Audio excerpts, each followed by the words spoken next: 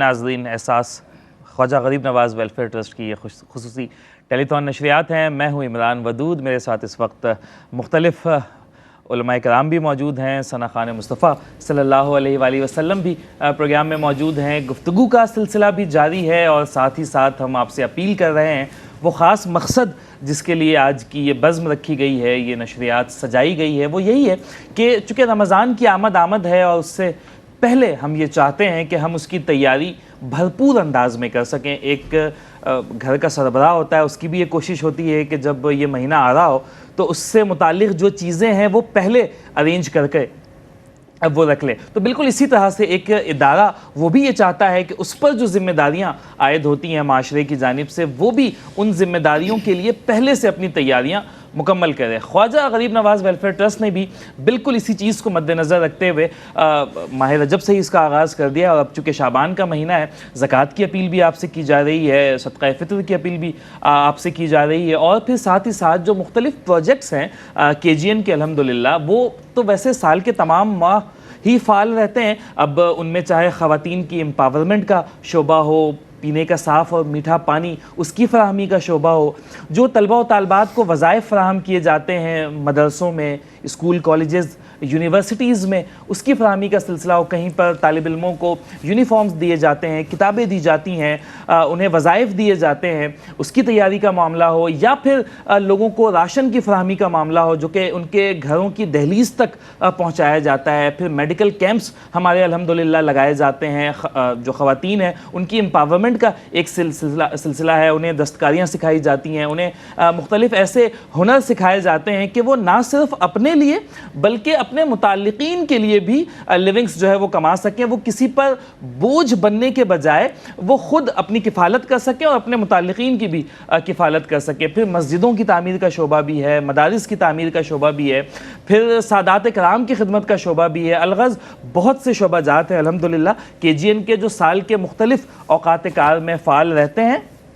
لیکن رمضان المبارک میں خصوصی طور پر ان حوالوں سے آپ سے اپیل کی جا رہی ہے، جس کی تفصیلات اس وقت آپ کی اسکرین پر موجود بھی ہے، اور آپ مختلف فوٹیجز میں بھی دیکھ رہے ہیں کہ کس طرح سے لوگوں کو یہ راشن فراہم کیا جا رہا ہے، دسترخوان پر لوگوں کو کھانا کھلایا جا رہا ہے، انہیں افطاری کروائی جا رہی ہے، میڈیکل کیمپس لگائے جا رہے ہیں، ٹیوب ویلز لگائے جا رہے ہیں۔ تو یہ الحمدللہ سلسلہ جاری و ساری رہتا ہے۔ اگر آپ چاہتے ہیں کہ اس مد میں آپ کی جانب سے کوئی تعاون شامل ہو سکے اور آپ چاہتے ہیں کہ کسی ایک خاندان کو ایک ماہ کے لیے راشن فراہم کیا جائے، تو 10,000 روپے کے ساتھ آپ تعاون کر سکتے ہیں۔ ایک شخص کے لیے ایک دن کی افطاری اور رات کا کھانا اگر آپ کی جانب سے آپ فراہم کرنا چاہتے ہیں تو 400 روپے۔ اگر آپ چاہتے ہیں کسی بچی کو اس کی شادی میں کوئی تحفہ آپ کی جانب سے دیا جائے، کوئی ایک جہیز کا پیکج بنا کر دیا جائے تو 50,000 روپے، اور اگر آپ چاہتے ہیں کسی علاقے میں اسمال ہینڈ پمپ لگا دیا جائے تو اس کے لیے 35,000 کے ساتھ آپ تعاون کر سکتے ہیں۔ اکاؤنٹ ڈیٹیلز بھی اس وقت اسکرین پر موجود ہیں، آپ ہمارے نمائندوں سے رابطہ بھی کر سکتے ہیں، ہمارے اسٹوڈیوز کے نمبر بھی موجود ہیں، اور ہمارے ہاٹ لائن نمبرز بھی ہیں جو کہ 24/7 الحمدللہ آپریشنل ہیں۔ اگر آپ چاہتے ہیں ہمارے آفیسز تشریف لائیں تو بالکل you are more than welcome, آپ تشریف لائیں، ہمارے نمائندوں سے بالمشافہ ملاقات کریں، اور پھر جس بھی شعبے میں، جس سیکٹر میں آپ کا دل بھرتا ہو آپ اس میں تعاون کر سکتے ہیں۔ پروگرام میں ہمارے ساتھ مہمان موجود ہیں، ان سے گفتگو کا سلسلہ بھی رہے گا، لیکن اس سیگمنٹ کے آغاز میں بھی میں چاہتا ہوں کہ نعت رسول مقبول صلی اللہ علیہ وآلہ وسلم سے ہی اس کا بھی آغاز کر لیا جائے۔ دانیال بھائی موجود ہیں ہمارے ساتھ، ان سے گزارش کریں گے کہ ایک بار پھر سے بارگاہ ختمیہ مرتبت میں اپنی جانب سے سارے نبیوں کے عہدے بڑے ہیں،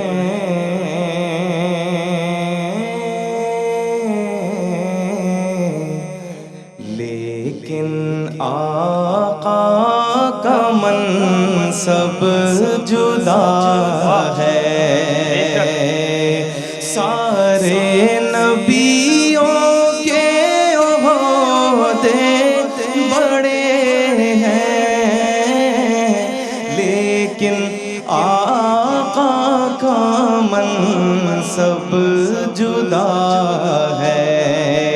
وہ امام صف انبیاء ہیں،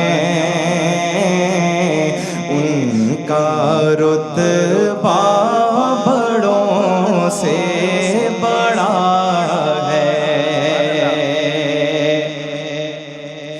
کوئی لفظوں میں کیسے بتا دے ان کے رتبے کی حد ہے تو کیا ہے، کوئی لفظوں میں کیسے بتا دے ان کے رتبے کی حد ہے تو کیا ہے، ہم نے اپنے بڑوں سے سنا ہے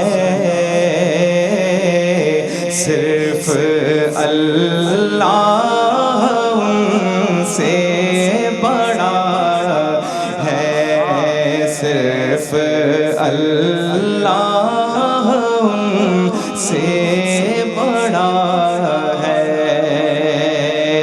نام جنت کا تم نے سنا ہے، میں نے اس کا نظارہ کیا ہے، میں یہاں سے تمہیں کیا بتا دوں، ان کی نگری کی گلیوں میں کیا ہے، وہ جو ایک شہر نور الہدیٰ ہے، جلوہ گاہوں کا ایک سلسلہ ہے، جس کی ہر صبح و شمس و ضحیٰ ہے، جس کی ہر شام بدر و دجا ہے، کتنا پیارا ہے موسم وہاں کا،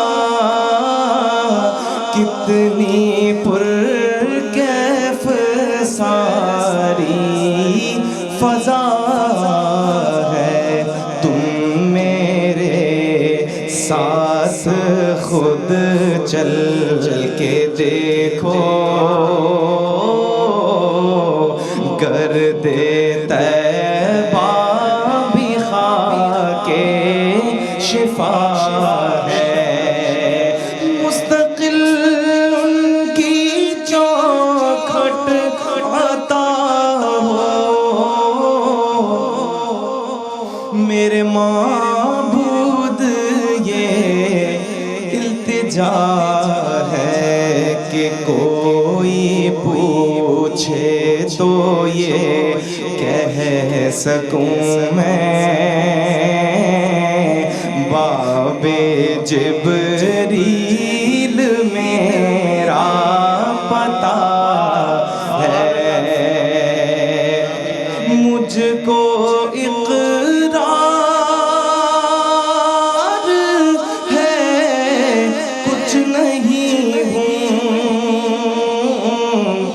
مجھ کو اقرار ہے کچھ نہیں ہوں، میرے سب کچھ میرے مصطفیٰ ہیں، اور کہنے کو کیا رہ گیا ہے، میں نے کہنا تھا جو کہہ دیا ہے، میرے آقا کا منصب جدا ہے۔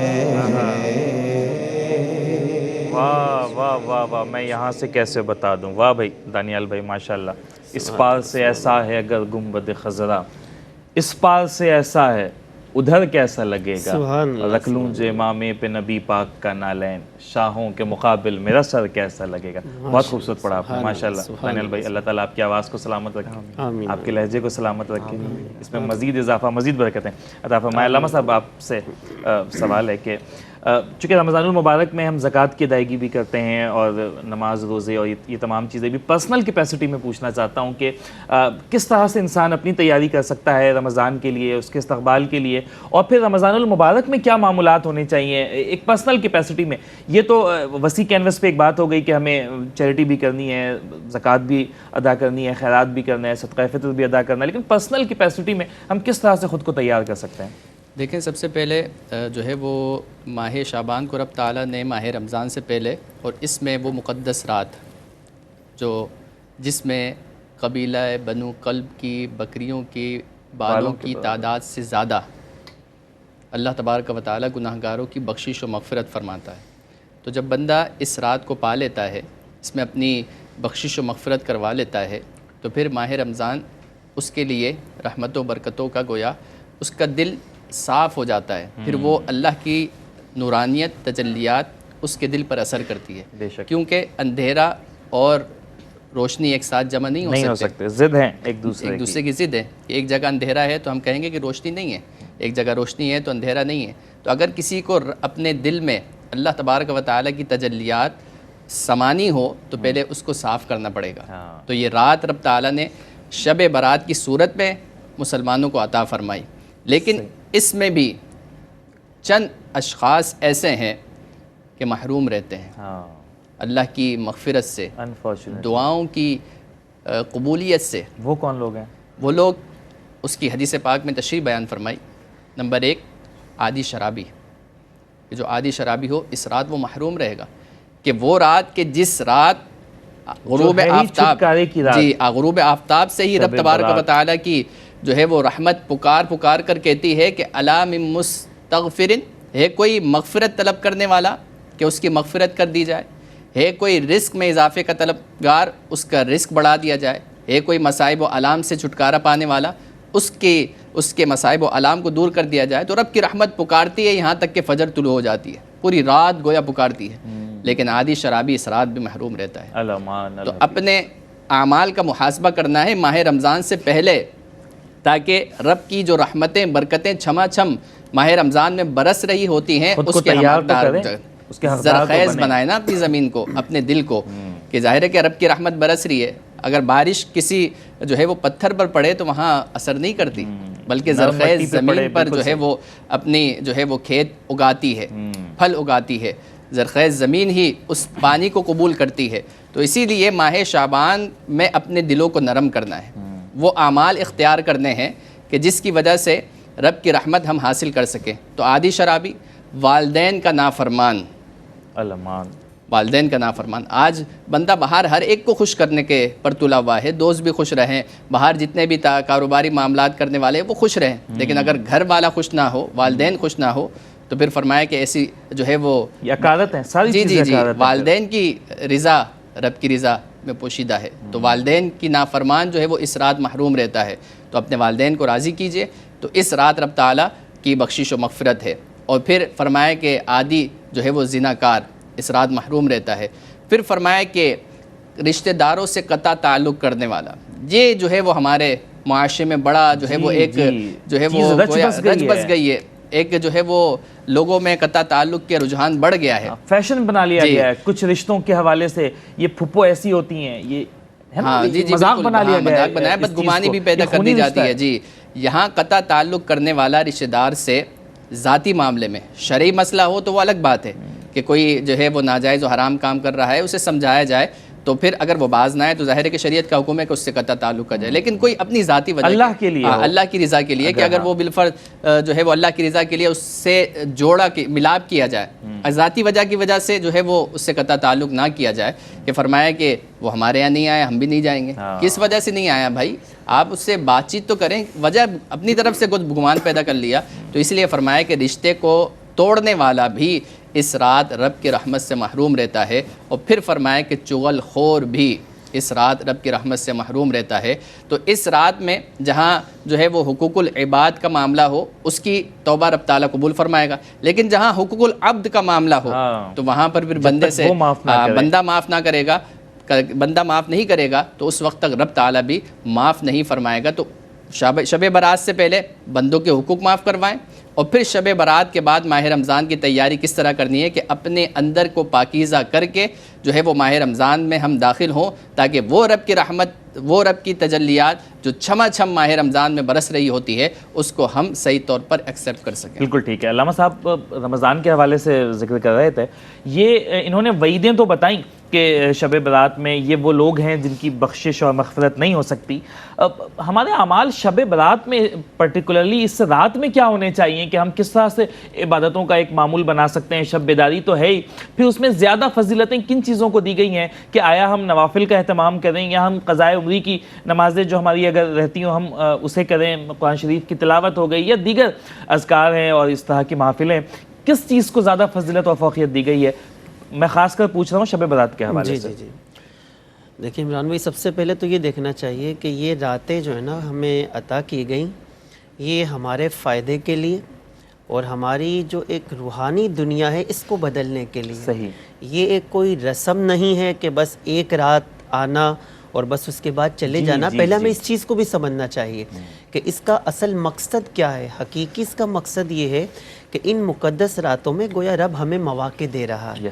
اے بندے، اگر تو میری یاد سے غافل ہو گیا ہے، اگر تو میری راہ سے دور چلا گیا ہے تو واپس لوٹ آ۔ اب جب بندہ اس رات میں آئے تو سب سے پہلے وہ دیکھے کہ میرے اوپر جو فرض عبادت ہے میں نے وہ بھی ادا کی ہے یا نہیں۔ اب دیکھیں ہمارے ہاں یہ تو ہے کہ صلاۃ و تسبیح نفل نماز ہے، اس کے لیے تو آ گئے، لیکن بندے تو نفل پڑھ رہا ہے، پہلے تو نے عشاء کی نماز ادا کی یا نہیں؟ بالکل ٹھیک۔ سب سے پہلے جب تو مسجد میں آئے تو عشاء کی نماز ادا کر، اور پھر اس کے بعد جو ہے نوافل سے انکار نہیں ہے، بے شک وہ فضیلت کا سبب ہے، لیکن پہلے فرض ہے۔ حدیث فرض کا مبارکہ مقابلہ نوافل سے کیا ہی نہیں جا سکتا۔ جی بالکل، ہاں یہ ہے کہ حدیث مبارکہ میں یہ ضرور ملتا ہے ہمیں مفہوم کہ اگر قیامت کے دن، کیونکہ رب دیکھیے کریم ہے، بندے کی معمولی عبادت بھی اللہ تبارک و تعالیٰ ضائع نہیں فرمائے گا، تو قیامت کے دن ایسا بھی ہوگا کہ ایسے لوگ کہ جن کے فرض میں کچھ کمی ہوگی لیکن ان کے پاس نوافل کا ایک حصہ ہوگا، تو ان نوافل کے حصے سے اس فرض کو پورا کر دیا جائے گا۔ لیکن ہمیں فوقیت نہیں دینی اس چیز کو، ہمیں فوقیت فرض کو ہی دینی ہے۔ فرض اپنی جگہ پر ہے، یہ اللہ کا فضل ہے کہ اگر وہ چاہے تو بالکل عطا فرما دے۔ لیکن دیکھیں فرض، اب دیکھیں نا فرض کی فضیلت کے ساتھ ساتھ ہمیں یہ بھی تو بتایا گیا نا کہ جو شخص عشاء کی نماز اور فجر کی نماز وہ جماعت سے ادا کر لیتا ہے، وہ اپنے وقت پر ادا کر لیتا ہے، اب درمیانی رات میں اگرچہ وہ سویا رہے لیکن فرمایا اس کو پوری رات کی شب بیداری کا اجر و ثواب ملے گا۔ سبحان اللہ۔ ہمارے سامنے یہ چیز بھی ہونی چاہیے۔ تو جب یہ بابرکت راتیں آتی ہیں، سب سے پہلے ہم اس چیز کو دیکھیں کہ یہ ایک رات نہیں ہے بلکہ اس کے بعد آنے والے تمام دنوں کے لیے ہمیں اپنے آپ کو تیار کرنا ہے، اپنی روحانی جو ایک کیفیات ہے اس کو تبدیل کرنا ہے۔ ایسا نہیں ہے کہ ہم ایک رات گزار کر اب فجر میں دیکھیں تو فجر پھر ہماری معاذ اللہ قضا ہو رہی، ایسا نہیں ہونا چاہیے۔ تو اس رات کے لیے اپنے آپ کو اس طرح تیار کریں کہ ہمارے دل کی جو ایک دنیا ہے اس کے اندر ہمیں واقعی ایک تبدیلی محسوس ہو۔ اور میں یہ بھی کہوں گا کہ ہم عام طور پر اس کو ایک بطور رسم اب سمجھنے لگے ہیں، جس کی وجہ سے عبادت کا اور ان مقدس راتوں کا جو حقیقی لطف ہے وہ ہم محسوس نہیں کر پاتے۔ ہم بس اس کو ایک آنا مسجد میں اور بس یہ عبادتیں ہیں، نہیں۔ اب اسکیجولز بھی مساجد میں ترتیب دیے جا چکے ہیں نا کہ اس وقت بیان ہوگا، اس وقت صلاۃ تسبیح کی یہ نماز ہوگی، صلاۃ ہوگی۔ وہ تو بالکل صحیح ہے، یہ تو ایک ترتیبات تو ہر چیز میں بہتر ہوتا ہے، لیکن جو آ رہے ہیں وہ ساتھ ساتھ یہاں سے کچھ لے کر جائیں، اور اس کے لیے ضروری ہے کہ جب آپ آئیں تو اخلاص کے ساتھ کہ ہم اللہ کے دربار میں حاضر ہیں، اور ہمیں اللہ تبارک و تعالیٰ کی بارگاہ میں حاضری کا یہ مقصد یہ ہے کہ اب آئندہ زندگی جو ہے وہ رب تعالیٰ کے فرمان کے مطابق گزرے گی، حضور نبی کریم صلی اللہ علیہ وسلم کی شریعت مطہرہ کے مطابق عمل کرتے ہوئے ہماری گزرے گی، تب یہ راتیں اور یہ مقدس جو دن ہیں یا ان راتوں کی عبادت یہ ہمیں فائدہ دے گی۔ ورنہ آپ دیکھیں نماز، اس کے بارے میں فرمایا گیا ان الصلاۃ تنہی عن الفحشاء والمنکر، بے شک نماز جو ہے بے حیائی اور برے کاموں سے روکتی ہے۔ لیکن کیا وجہ ہے کہ آج ہم دیکھتے ہیں کہ مسجد میں پہلی صف میں نماز پڑھنے والا بندہ ابھی مسجد سے نکل کر چند قدم کے بعد اس کے منہ سے گالم گلوچ بھی ہے، وہ آگے اپنی دکان پر پہنچا تو وہاں پر وہ لوگوں کو دھوکہ بھی دے رہا ہے، وہ جھوٹ بھی بول رہا ہے۔ کیوں کہ ہم نے اس عبادت کا جو حقیقی لطف تھا وہ حاصل نہیں کیا. جب بندہ وہ کہتے ہیں نا کہ وہ سجدہ تو سجدہ ہوا ہی نہیں کہ سر جھک گیا دل جھکا ہی نہیں. آج ہماری عبادت کی حیثیت اس طرح کی ہے. اے بندے بس تو صرف عبادت ایک رسم کے طور پر تو نہیں کر رہا, ایسا نہیں ہونا چاہیے. جب تو کھڑا ہو اللہ کی بارگاہ میں اور جب تو اپنے ہاتھوں کو یہ اٹھا رہا ہے تو مقصد یہ ہے کہ مولا میں تیری بارگاہ میں حاضر ہوں, تیری اطاعت تیری فرما برداری کی توفیق اب تو مجھے عطا فرما. اور اگر میرا دل وہ گناہوں سے سیاہ ہو چکا ہے, مولا تیری بارگاہ میں حاضر ہوں, تو کرم فرما کہ یہ دل کی سیاہی دور ہو جائے اور یہ عبادت کا حقیقی لطف جو ہے وہ مجھے حاصل ہو جائے. اس کا مقصد ہی یہی ہے, اساس ہی یہی ہے, بالکل بنیاد ہی یہی ہے. اگر وہ ہمیں تبدیلیاں پیدا کرنے سے قاصد ہے تو پھر ہمیں سوچنا پڑے گا. وہ کہتے ہیں نا, لوگ کہتے ہیں کہ یار یہ سب تمہارا کرم ہے آقا, کہ بات اب تک بنی ہوئی ہے. ہم نے کرم کس چیز کو سمجھا ہوا ہے؟ ہم نے اگر کرم ان گاڑیوں کو سمجھا ہوا ہے, مکانات کو سمجھا ہوا ہے, مال و دولت کو سمجھا ہوا ہے, تو یہ تو ہم سے کہیں زیادہ غیر مسلموں کے پاس ہے. عیسائیوں کے پاس بھی ہوگا, یہودیوں کے پاس بھی ہوگا, بلکہ ان کے پاس بھی ہے جو ایتھیسٹ ہیں, جو اللہ کو مانتے ہی نہیں ہیں. یہ تو ان کے پاس بھی. تو کرم تو یہ نہیں ہے جو میں سمجھتا ہوں کہ یہ تو کرم نہیں ہے. کرم تو یہ ہے کہ اللہ نے ہمیں سجدے کی توفیق دے رکھی ہے, تو یہ کرم ہے.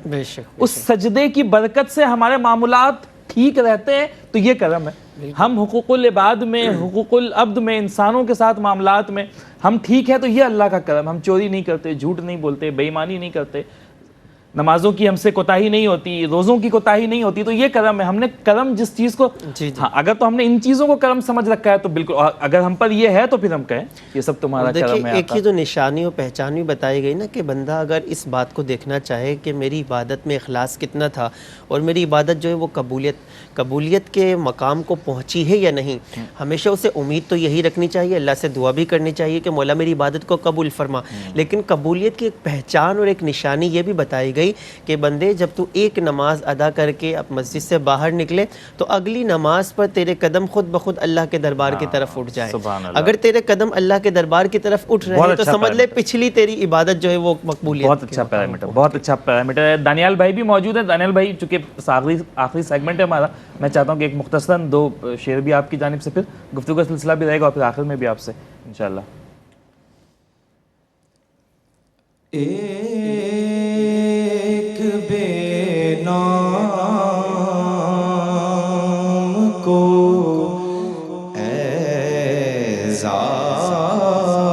اعزاز نسب مل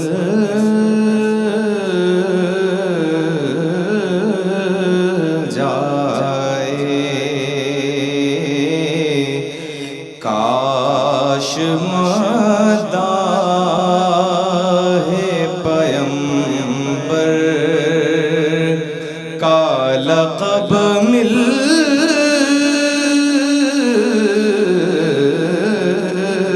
جائے. ایک بے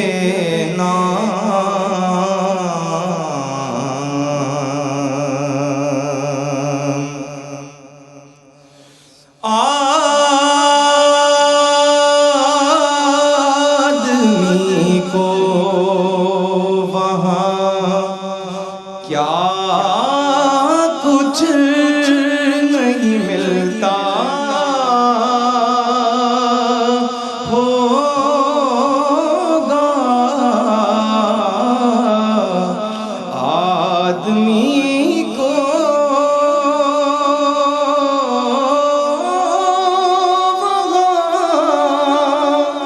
کیا کچھ نہیں ملتا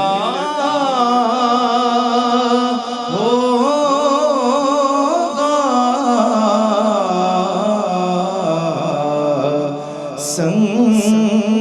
سنگریزوں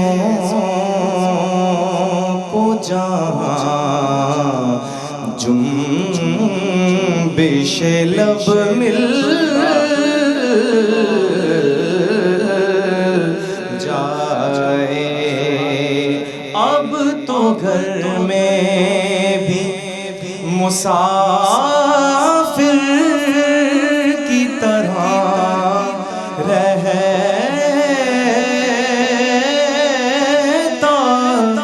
ہوں,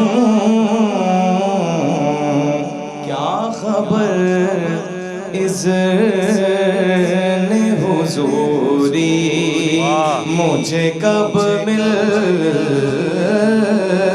جائے کاش مداح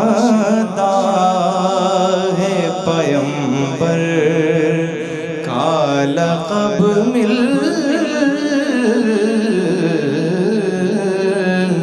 جائے. سبحان اللہ سبحان اللہ ماشاء اللہ. علامہ صاحب ایک سوال میں نے علامہ سعید رضا صاحب سے بھی کیا تھا، وہ آپ کی جانب بھی، کہ اگر ہم یوں کرتے ہیں کہ رمضان المبارک میں جو ہمیں زکوٰۃ ادا کرنی ہے وہ ہم نے اس کی کیلکولیشن کر لی ہوئی ہے اور ہم نے سال کے مختلف اوقات کار میں وہ زکوٰۃ ادا کی ہے، یہ لوگوں کے لیے، ویسے تو ہم نے آغاز میں بات یہ کی ہے کہ اللہ تعالیٰ تو محتاج نہیں ہے اس چیز کا کہ ہماری کیلکولیشن کے مطابق یہ کوئی تجارت تو ہے نہیں کہ جو ہم کر رہے ہیں اور بالکل حساب کتاب کے ساتھ ہے اور ہمیں اس کے مصداق ہمیں دیا جائے گا، عطا کیا جائے گا. اگر ہم وہ پیسے آج ادا کرتے ہیں، ہم نے کیلکولیشن کر لی، ہماری تاریخ مختص ہے 10 رمضان المبارک کی، ہم نے کیلکولیشن آج کر لی، پیسے بھی آج دے دیے، ان پیسوں کا استعمال رمضان المبارک کے مہینے میں کیا جا رہا ہے KGN کی جانب سے یا کسی بھی ادارے سے اگر ہم کر رہے ہیں، تو ہمیں اس کا ثواب شعبان میں دیا جائے گا، یعنی کہ شعبان کے مطابق دیا جائے گا، یا رمضان المبارک کی جو برکتیں ہیں، جو فضیلتیں ہیں وہ حاصل ہو پائیں گی؟ انما الاعمال بالنیات، کہ اعمال کا دار و مدار نیتوں پر ہے. پہلی حدیث ہے یہ، جی بخاری شریف کی. تو اب بندے نے نیت کی، صرف اسے ثواب مل گیا. میرے خیال سے 3-4 کتابوں کی پہلی وہ حدیث مختلف کتابوں میں ہے. یہی ہے. اب نیت کر لی بندے نے، ثواب کا میٹر جاری ہو گیا. اب وہ ادا کرے گا تو مزید اللہ تبارک و تعالیٰ کی رحمت شامل حال ہوگی.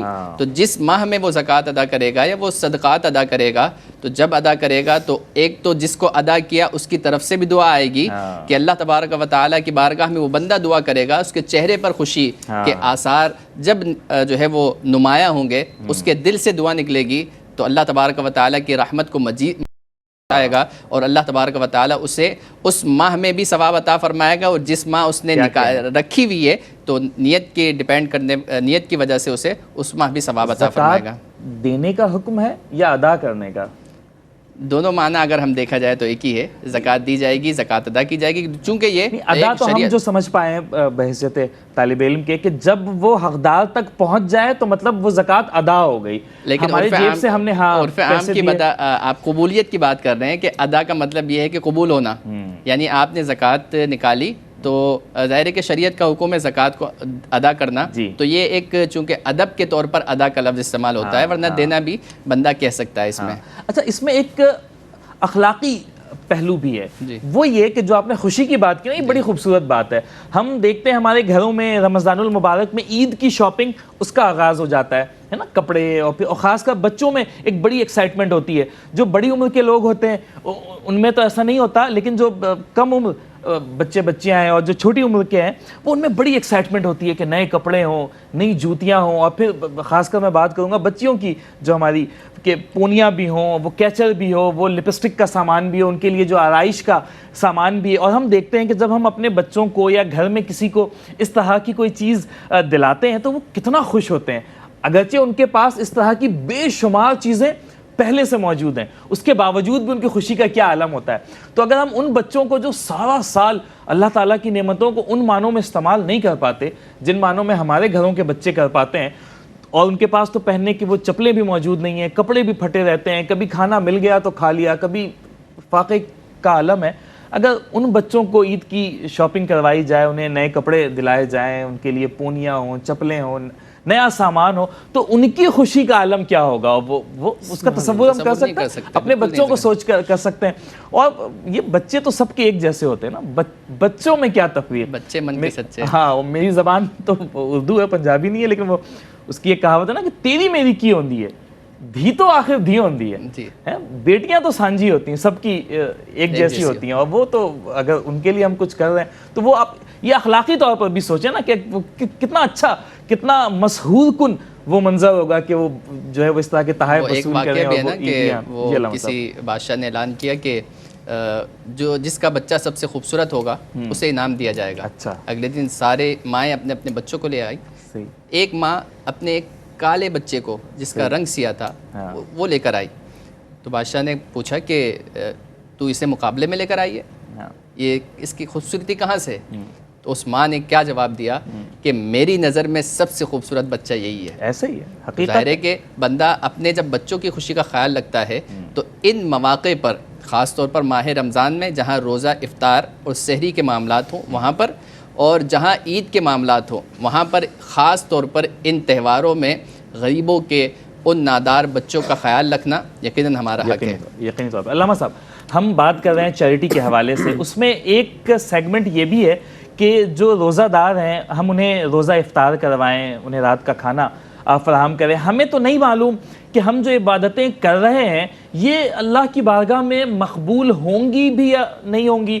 یہ تو ہم نے اصحاب سے سیکھا ہے، ان کا طریقہ دیکھا ہے کہ وہ ہر وقت اس پریشانی میں رہتے تھے، اللہ کے خوف میں رہتے تھے کہ کہیں ایسا نہ ہو، جبکہ وہ اللہ کے چنیدہ بندے تھے، پسندیدہ تھے. اس میں سے کئی ایسے تھے جنہیں نبی کریم صلی اللہ علیہ وآلہ وسلم نے جنت کی بشارتیں دے رکھی تھی، اس کے باوجود خوف کا یہ عالم ہوتا تھا.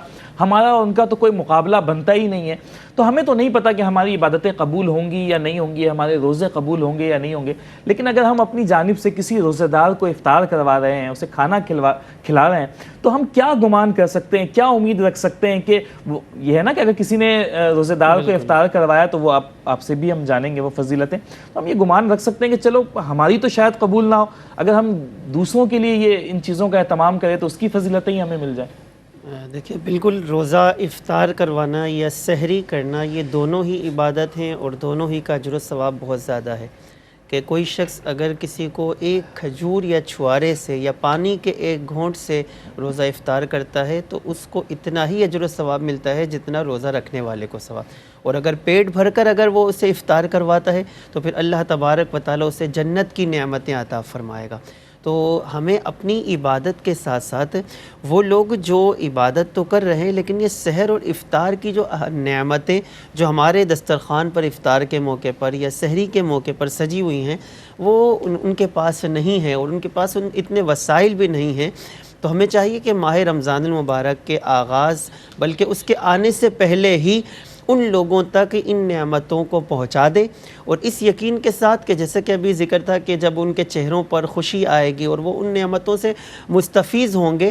اور خاص طور پر سحر اور افطار کا جو کھانا ہے کہ جو خاص نعمتوں میں شمار ہوتا ہے، جس کے ہر دانے پر اللہ تبارک و تعالیٰ اجر و ثواب عطا فرماتا ہے. اور افطار کا موقع تو وہ ہے کہ کہا وقت افطار جب بندے کے سامنے ساری نعمتیں موجود ہوتی ہیں اور وہ روزے کی حالت میں، بھوک کی حالت میں اسے شدت کے ساتھ ایک طلب بھی ہے، اللہ کی نعمتیں سامنے موجود بھی ہیں، لیکن اس کے باوجود وہ رب کے حکم کے مطابق اپنے آپ کو روک کر رکھا ہوا ہے. اور اس وقت جب وہ دعا کرتا ہے تو اس کی اس انداز دعا پر، اس کی اس کیفیات پر اللہ تبارک و تعالیٰ فرشتوں پر فخر فرماتا ہے کہ دیکھو میرا بندہ وہ پورا دن بھوکا پیاسا رہا اور اس وقت بھی وہ مجھ سے دعا مانگ رہا ہے. تو اللہ تبارک و تعالیٰ اس وقت مانگی ہوئی دعا بندے کی قبول فرماتا ہے.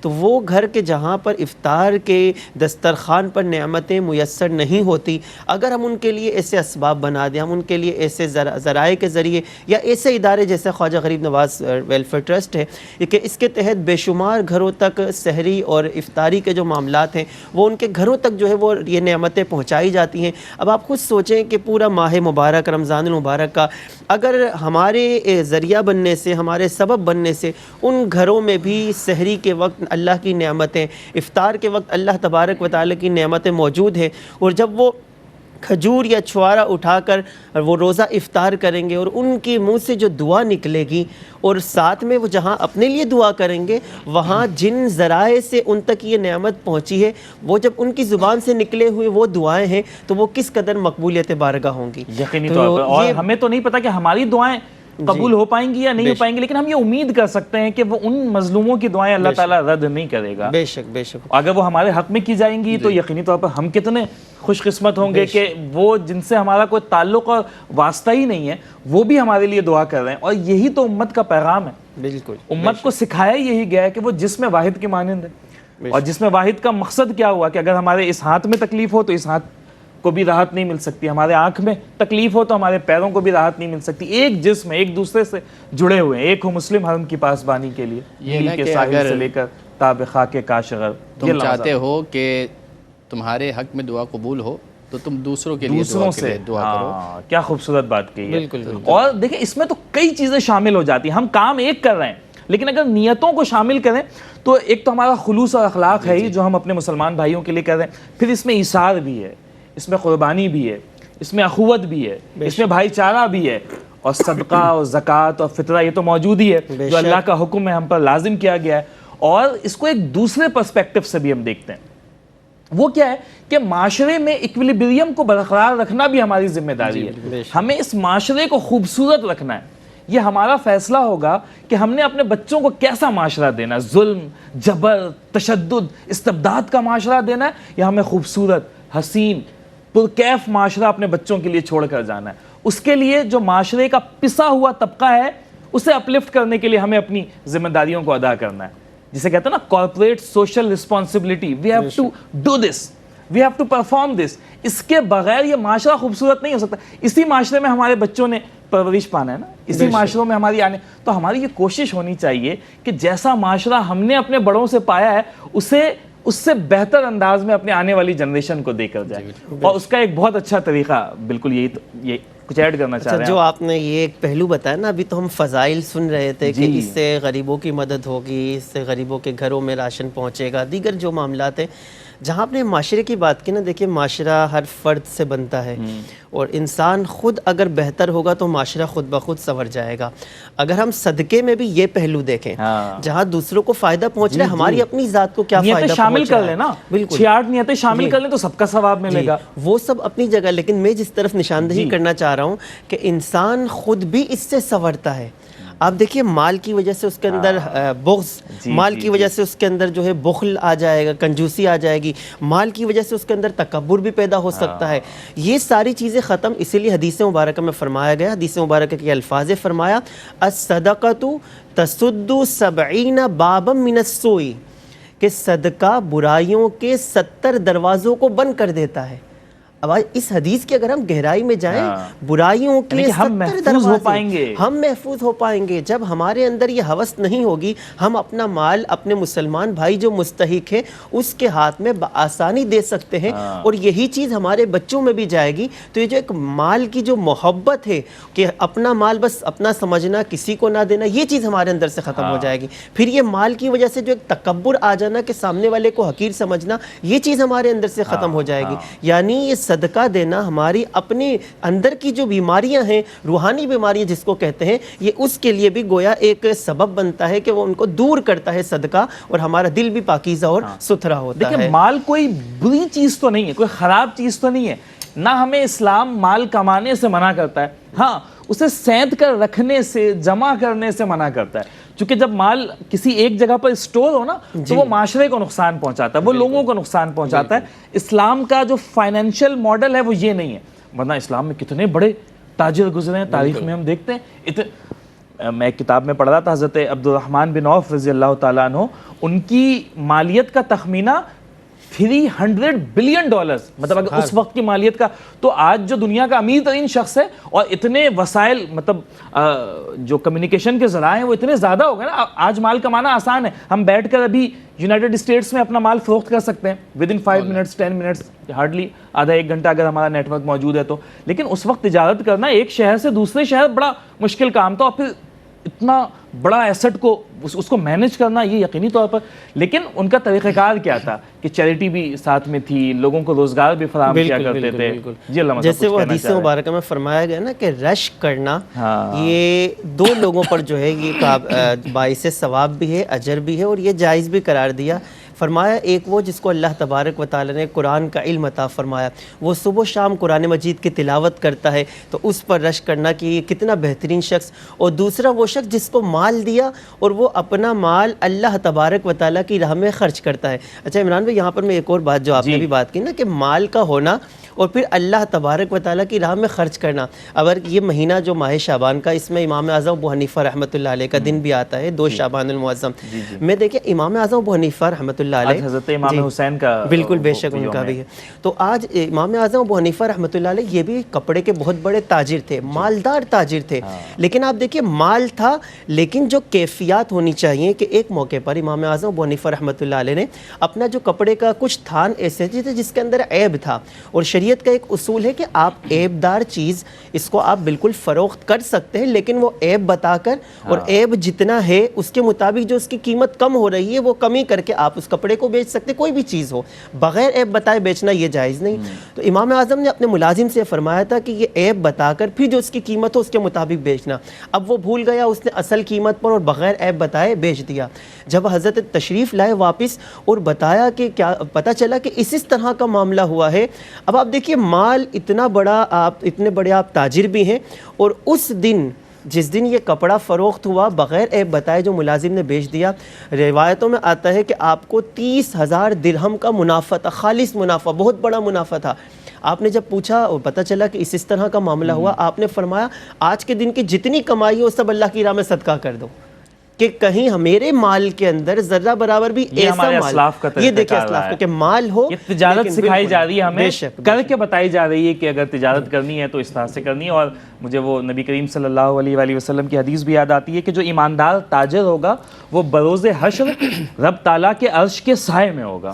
کس قدر بڑی فضیلت ہے تجارت کی. اللہ تعالیٰ یقینی طور پہ ہم دعا گو بھی ہیں کہ ہمیں صحیح طریقے سے اپنے اعمال بھی برتنے کی توفیق عطا فرمائے, ہمیں اعمال بھی کرنے کی توفیق عطا فرمائے, اور اسی طرح سے جو ہمارے آس پاس جو پسماندہ طبقہ ہے اس کے لیے بھی کچھ کرنے کی ہمیں توفیق عطا فرمائے. میں اپنے مہمانوں کا بہت شکر گزار ہوں, آپ اپنے قیمتی وقتوں میں سے وقت نکال کر یہاں پر تشریف لائے. دل نہیں چاہ رہا تھا کہ پروگرام کو ختم کیا جائے, لیکن کچھ مجبوریاں بھی ہوتی ہیں, وقت کی قید بھی ہے, پروگرام اپنے اختتامی لمحات میں ہے. میں جانے سے پہلے دانیال بھائی سے ایک منقبت کی گزارش بھی کروں گا کہ آج چونکہ حضرت امام حسین سلام اللہ علیہ کا یوم ولادت بھی ہے, تو میں چاہوں گا اپنی جانب سے بھی کچھ نذران عقیدت پیش کروں, اور پھر آپ سے ایک مختصر سی اپیل, اور پھر اس کے بعد اجازت چاہیں گے کہ یزید نقشہ جور و جفا بناتا ہے, یزید نقشہ جور و جفا بناتا ہے, حسین اس میں خط کربلا بناتا ہے, اور یزید موسم عصیاں کا لا علاج مرض, یزید موسم عصیاں کا لا علاج مرض, حسین خاک سے خاک شفا بناتا ہے, حسین خاک سے خاک شفا بناتا ہے. اور یزید لکھتا ہے تاریکیوں کو خط دن بھر, یزید لکھتا ہے تاریکیوں کو خط دن بھر, حسین شام سے پہلے دیا بناتا ہے. اور یزید آج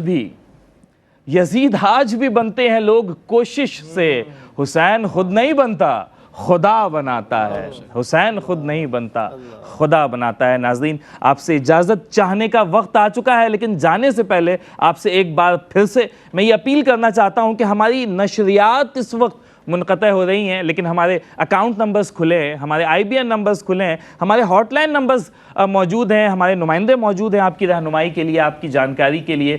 ہم نے ان 2 گھنٹوں میں جس قدر گفتگو ممکن ہو پائی ہم نے آپ کے ساتھ کی ہے, لیکن ہمارے نمبرز جو ہے وہ کھلے ہیں, آپ ہمارے نمائندوں سے بات کر سکتے ہیں, اور پھر جس بھی مد میں آپ کا دل چاہتا ہو آپ بالکل اپنی رقم بھیج سکتے ہیں. یہ 3-4 سیگمنٹس تو میں نے آپ کو بتایا جو کہ آج کے حوالے سے مخصوص تھے, مختص تھے, لیکن اس کے علاوہ الحمدللہ جو ہمارے دیگر شعبہ جات ہیں وہ فعال ہیں, سارا سال فعال رہتے ہیں. ان میں سے بھی اگر کسی شعبے میں آپ چاہتے ہیں کہ آپ کی جانب سے آپ کا تعاون شامل کیا جا سکے تو آپ بالکل اپنا تعاون شامل کر سکتے ہیں. میں ایک بار پھر سے اپنے مہمانوں کا شکریہ ادا کرنا چاہوں گا, اپنے ناظرین کا بھی شکریہ ادا کرنا چاہوں گا, اور اسی دعا کے ساتھ آپ سے اجازت چاہوں گا منقبت کے ساتھ ہی ساتھ کہ رب تعالیٰ آپ کو ایسا عروج, ایسی بلندی عطا کرے جو کبھی زوال آشنا نہ ہو. صلی اللہ علیہ یا رسول اللہ وسلم علیہ یا حبیب اللہ. زمین و آسمان میں حسین سا کوئی زمین و آسمان میں حسین سا کوئی نہیں. خود خدا کے اس جہان میں حسین سا کوئی نہیں، خدا کے اس جہان میں حسین سا کوئی نہیں، لکھے گا کون اس طرح شہادتوں کی داستان، لکھے گا کون اس طرح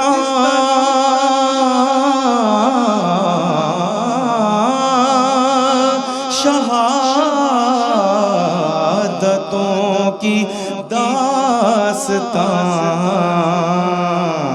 کسی کے خاندان میں حسین سا کوئی نہیں، کسی کے خاندان میں حسین سا کوئی نہیں،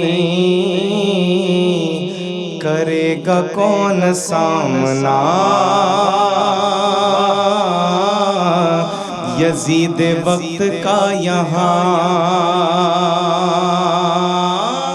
کرے گا کون سامنا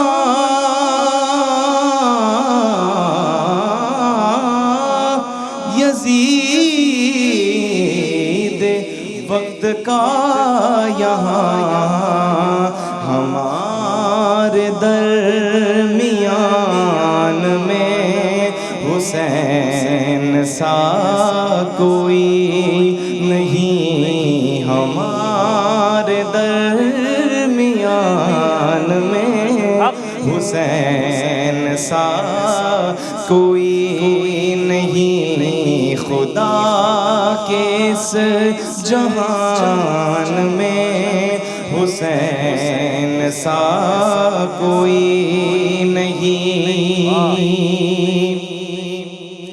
رضائے حق پہ کربلا میں اپنا گھر لٹا دیا، رضائے حق پہ کربلا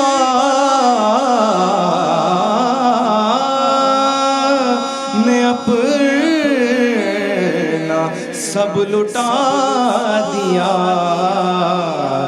وفا کے امتحان میں حسین سا کوئی نہیں، وفا